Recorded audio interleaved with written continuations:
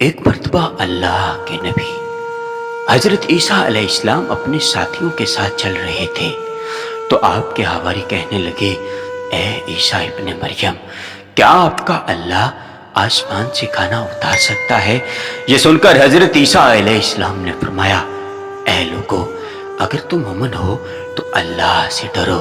تو انہوں نے کہا، ہم تو اپنے ایمان کی تازگی کے لیے پوچھ رہے ہیں تاکہ ہم اللہ کی قدرت کو دیکھیں، پیٹ بھر کر کھانا کھائیں اور اپنا ایمان اللہ پر اور بڑھائیں، اور وہ لوگ جو کفر پر ہیں وہ بھی آپ پر ایمان لے آئیں۔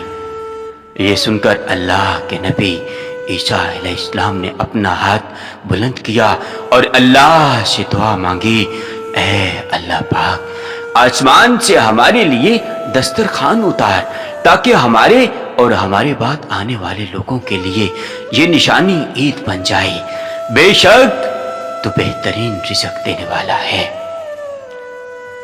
جب اللہ پاک نے عیسیٰ علیہ السلام کی دعا سنی تو اللہ نے فرمایا، اے میرے نبی، پروردگار نے تمہاری دعا قبول فرما لی ہے، لیکن یہ دسترخوان اترنے کے بعد ان لوگوں نے خیانت کی تو ان لوگوں پر وہ عذاب نازل ہوگا جو آنے والی نسلوں کے لیے مثال بن جائے گا۔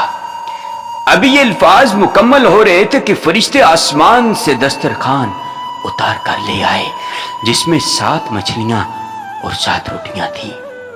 بعض روایتوں میں ہے کہ آسمان سے مچھلی اور گوشت اترا، کچھ روایات میں ہے کہ ایک بڑی مچھلی، قسم قسم کی سبزیاں اور 7 روٹیاں تھیں۔ ایک روٹی پر روغن زیتون، ایک پر شہد، ایک پر گھی، ایک پر پنیر اور ایک پر گوشت کی بوٹیاں تھیں۔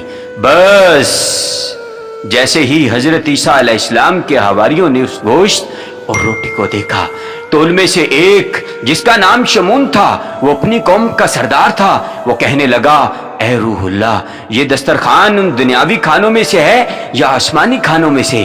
یہ سن کر عیسیٰ علیہ السلام فرمانے لگے، نہ یہ دنیاوی کھانوں میں ہے نہ آسمانی، بلکہ اللہ نے ابھی ابھی اپنے ہاتھ سے تمہارے لیے بھیجا ہے۔ پھر آپ فرمانے لگے، خوب پیٹ بھر کر کھاؤ اور اس میں خیانت مت کرنا۔ لیکن وہ لوگ کھانے میں خیانت بھی کرتے ہیں اور تھوڑا تھوڑا کھانا چھپانا بھی شروع کر دیتے ہیں۔ بس جیسے ہی رات ہوئی سب پیٹ بھر کر سوتے ہیں اور اللہ کا عذاب بھی آ جاتا ہے، اور جیسے ہی سورج طلوع ہوا تو ان میں سے کچھ خنزیر اور کچھ بندر بن جاتے ہیں اور ادھر ادھر بھاگنا شروع کر دیتے ہیں اور اپنے آپ کو نوچتے رہتے ہیں۔